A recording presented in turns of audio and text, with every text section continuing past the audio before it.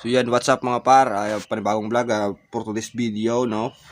Meron tayong in-order na sa Shopee na 12 and 12 charger. So ito dumating na. Hindi ko siya in-unboxing kasi sinure ko muna kung charger ba talaga yung laman ng ating Shopee, ating parcel, ano. Kasi minsan kasi yung order mo hindi yun yung dumarating hindi yun laman. So i-test natin siya, 12 and 12, ano to, Juho 800 ampere intelligence pulse upgrade. So may intelligent pulse identification na siya, sa automatic identification na siya sa sa 24 volts at 12 volts. Hindi mo na kailangan magpindot-pindot pa ng dots sa 12 at saka 24 volts kung ano ba yung kina-charge mo.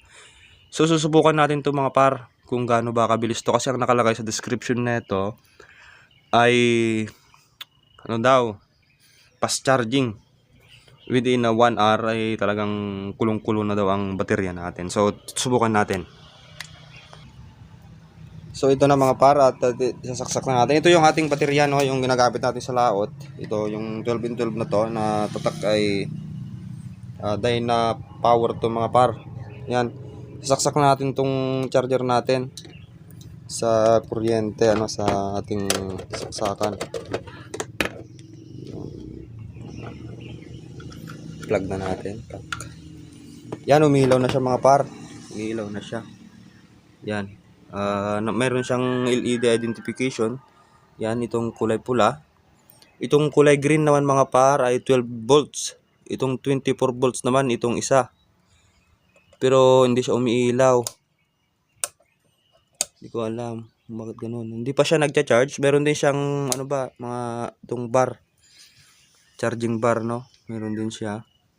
So yan, subukan natin isaksak tong clamp mga par sa baterya natin na ginagamit to. Negative. Pag nagsaksak po tayo nito mga par, mayroon po siyang negative positive. Ito pong pula ay positive po ito, at itong itim ay negative. So ito yung negative niya. Ito yung positive niya. Ito yung negative niya. So ayun, gumagana mga par. Kaso tong baterya natin ay full charge na kasi. Ayan, nakikita nyo yung bar niya talagang gumagalaw. So ibig sabihin talagang siya, gumagana, Kaya yung baterya natin 12 in 12 mga par, hindi siya lumipat sa 24. Kung mapapansin nyo, nasa 12 yung ilaw, 12, ito sa 12 volts yung ilaw, ito. Hindi siya yung sa 24 kasi 12 volts lang po yung ating kina-charge na baterya. So ayan. Gandaan ng charger na to kasi mga para fast charging siya. Pwede siya sa motor, pwede rin siya sa mga truck, sa mga light vehicle, kotse. Yan. Ito yung ginagamit nila, professional daw to. Pero ayun, mabilis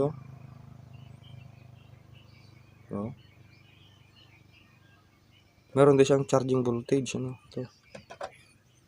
Ganda. So yan lang mga para, ang tinesting lang natin to ng ating charger. So yan.